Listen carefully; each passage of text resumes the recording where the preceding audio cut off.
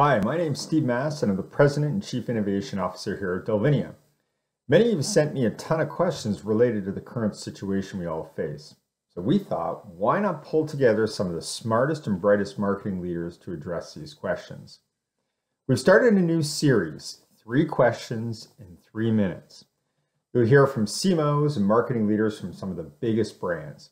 I hope this answers some of your questions. Enjoy. So, first of all, welcome, my friends, and thank you for joining us. And I know everybody is incredibly busy right now, and I know this is very last minute, but from the bottom of my heart, I thank you for your time on this. And here's the format we're going to take on this. We've got 2 marketing leaders. We're going to ask 3 questions, and we're going to spend 3 minutes per question. So this is going to be fast, but trust me, it will be insightful. So why don't we get ready with a little warm-up question first? Everybody's days are completely upside down and changed. Heard lots of stories of people working 14, 16-hour days. Love to hear from both of you a little bit on terms of how your typical day is going. And again, instead of me introducing you, if you just give me your name, title, company you represent, however you want to introduce yourself, and then just tell me a little bit about your typical day. So why don't we start with Maya? Hi, Steve. Thank you for having me on this panel. It's certainly something different for me to do versus everything else that we've been focused on for, let's say, the past 4 weeks or so. I'm Maya Nebo. I'm a Chief Marketing Officer for Personal and Business Bank at BMO Financial Group. And my job these days is very much about helping our customers and our frontline teams with whatever communication is needed. And that pretty much means around the clock. So most of my days start as soon as I get up. I'm on email, starting to prioritize what's going on during the day. And that probably goes on from 6 a.m. until about midnight. And in that day, I try to squeeze in a 30-minute run with my older son and 30 minutes of homeschooling with my younger son. And those are the 2 commitments that I'm able to make during the day aside from the work. Oh, excellent. And Laura, how are things going with you? Yeah, hi. Thanks also for having me, and glad to be on this.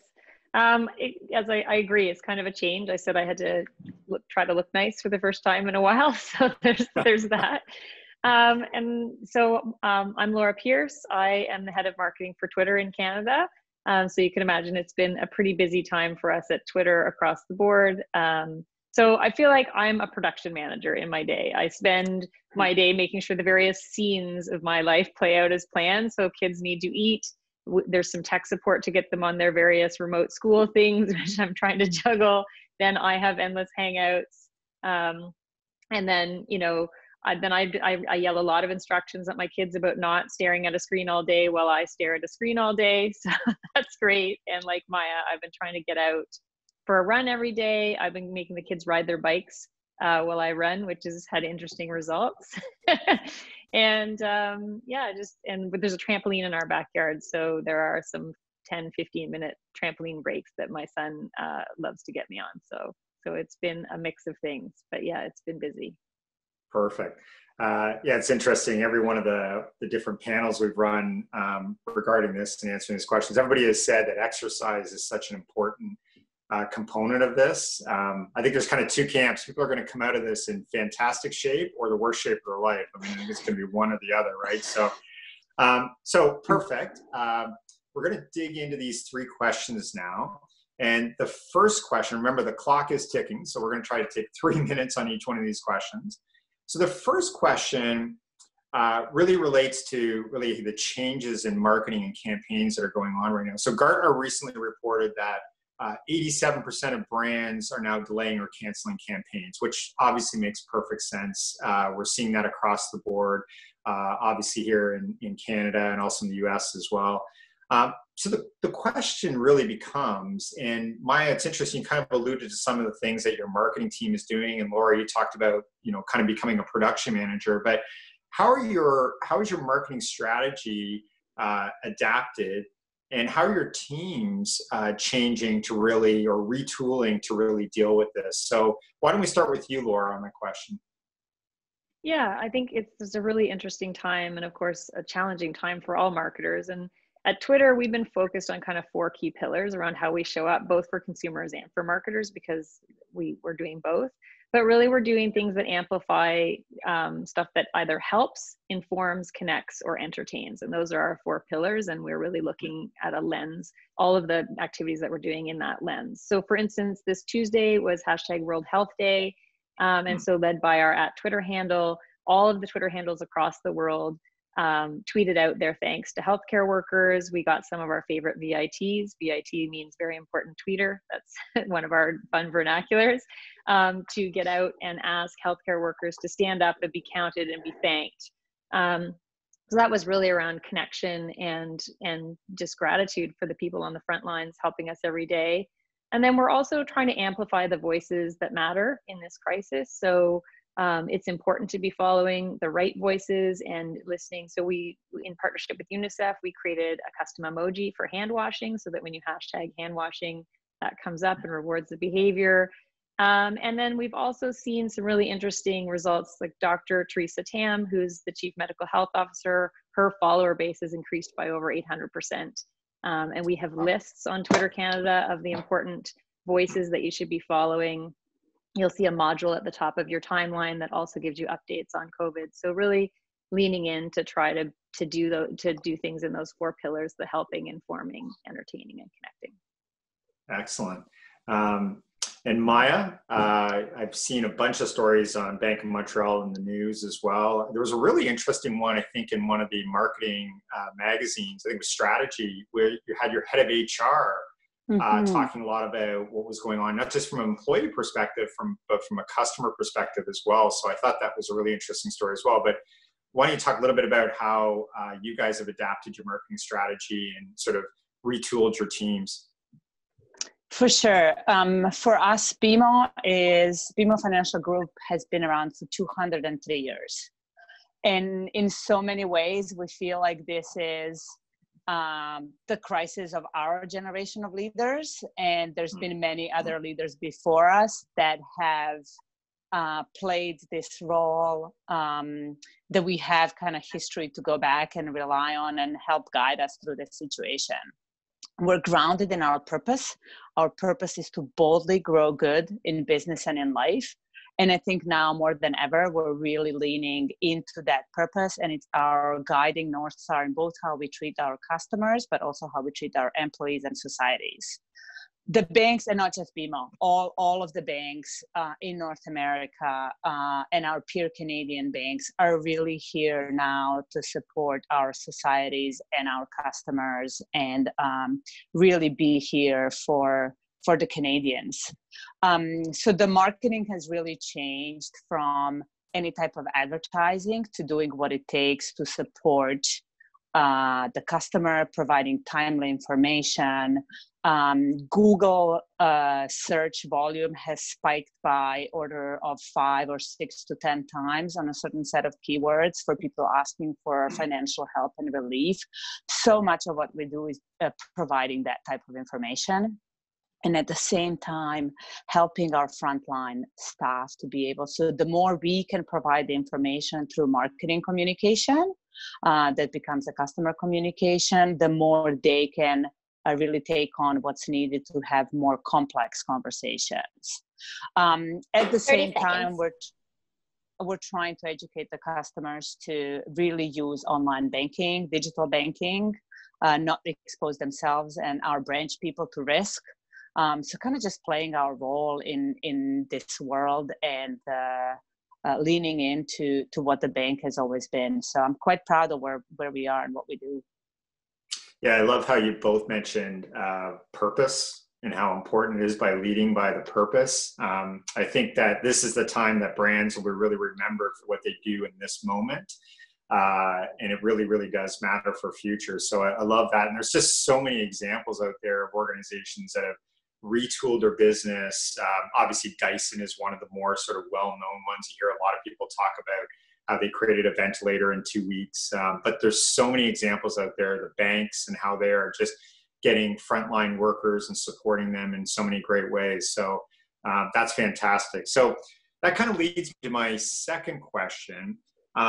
And it's really about this idea, and Edelman did their global trust barometer. They recently did another poll, and it recently stated that 62% of consumers really think the onus is on brands, or at least they need to get involved in the fight.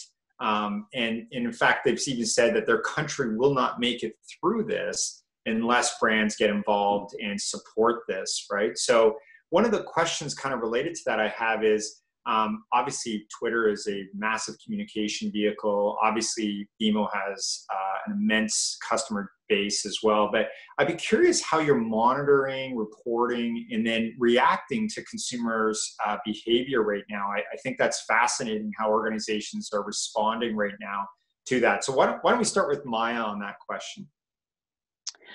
Luckily for us, I think over the past little while, we have developed quite a robust social listening engine. And so we really lean into our social listening on a daily basis to understand what's going on with the consumer sentiment out there. You know, what are people talking about on Twitter, Facebook, other places, and not just monitoring what our customers are saying and how they're feeling, but what the world around us is doing. At the same time, we have a central place where we have collected and we collect wondrous set of reports we're getting and insights from the market. We have many partners that are just great partners of ours, various consulting companies, research partners who feed us lots of proactive information because we're focused on serving the customers and they can help us in determining the right course of action, and we really appreciate that. And then the third way that we had been, I think, always doing, and now just kind of doing it more formally and really on a daily basis, is connecting with our frontline teams to understand what is it that the customers are actually asking about, how are those conversations going, and making sure that we use that first line information to help from the communication side. Perfect. And Laura, obviously, Twitter is a massive communication vehicle. I'd be curious about how you guys are monitoring and reacting to the shifts in consumer behavior. Yeah, this is really important for us internally, but also really important for the brands that are engaging in the conversation on Twitter. And Maya said this exactly, trying to really monitor what the tone of the conversation is, because in this difficult time, you don't want to get the tone wrong. And brands are concerned about that. So in collaboration with our global research team, we've been putting together a weekly data and insights report that help us understand what's the conversation, what's the volume of the conversation, where is it peaking, what's the sentiment. So we do this every week. It's presented internally through a Google Doc, but then from a marketing perspective, we've been putting it in a customer-friendly format and getting it out to our customers. I hope BMO has received it, but Maya, if you haven't, let me know, and I'm happy to make sure that you have. But there's been some really interesting data that's coming out. Obviously, the size of the conversation is enormous. Globally, there's a tweet about COVID-19 every 45 milliseconds. So it's huge. In Canada, the good news for now is that sentiment of the conversation, so we look at emojis. So the laughing emoji is actually more prevalent right now than emojis that are associated with fear and alarm. So that's a good sign. We've seen other hashtags like hashtag quarantine life and other things coming up. We're seeing a big influx of the word boredom. So it's good indication that people are staying at home and they're open to brands both helping and entertaining them. And then we've also been sharing some behavioral insights. So like 58% of Canadians are optimistic that the country will overcome the outbreak. There's high approval ratings for brands who've been coming out. Very high approval ratings, notably when brands are letting consumers know what they're doing to help. So if brands are wondering what kind of communication, we're helping them parse out what are the things that you should be saying. And we've also looked at generational differences. So Gen Z is worried, Gen Z is worried about social isolation, millennials are worried about canceled events and plans, and boomers, not surprisingly, are worried about healthcare options. So trying to help advertisers and marketers understand the landscape that they're going into when they're communicating. Yeah, I think you bring up a really interesting point there where in a time where it's really easy to get very pessimistic and down about things, I think it's our role as brands to provide optimism. So I love the fact that you guys are pushing out information like that. And the other part there too is we're a huge believer of more open data and really providing the healthcare workers and the governments with as much data as they can to help make massive decisions right now. So I love both of those things. Okay, final question. Should be an easy one, but actually I think it's a harder one just on the previous panels as well, because what I really need from both of you is, what's one piece of advice you could give to marketing leaders right now? Again, I know there's lots of great insights and thoughts and advice you provided right now. But if there's any one thing that you could give, what would that be? And Laura, I'll give you the floor first. Sure. I've been thinking a lot about this, and I think it's really lean into your superpower as a brand. So if you're a financial services brand and you have the ability to help people in a very difficult financial time, then lean into that superpower. If you're a brand that has manufacturing capabilities, then lean into that superpower. We've seen breweries that are turning their production plants into production for ventilators.